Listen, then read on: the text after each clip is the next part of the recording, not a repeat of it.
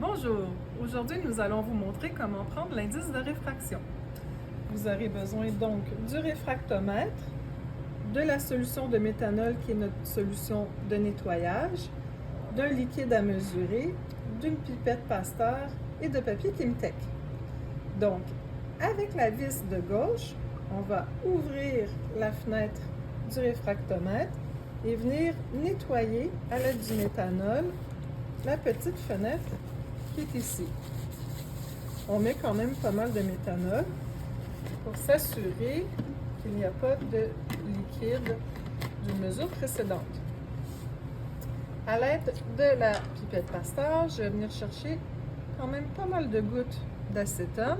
Et comme c'est un liquide qui est très volatile, j'en mets abondamment et je referme rapidement ma fenêtre avec la vis de gauche. Ensuite, avec la plus grosse vis ici en bas, la vis macro, je vais ajuster jusqu'à avoir une zone sombre et une zone claire, donc un horizon que je vais après venir affiner avec la vis micro qui est en haut et bien centrer le tout. N'oubliez pas de noter la température à laquelle vous avez mesuré votre indice de réfraction parce que l'indice devra être amené à 20 degrés Celsius pour pouvoir comparer avec les valeurs de la littérature. Une fois que l'appareil est bien ajusté, vous allez obtenir cette image dans le haut et vous allez voir ce cadran dans le bas.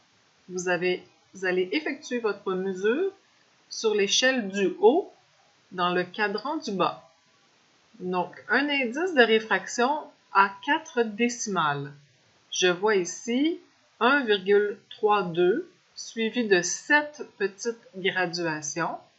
Et la 4e décimale doit être arrondie entre la 7e et la 8e graduation.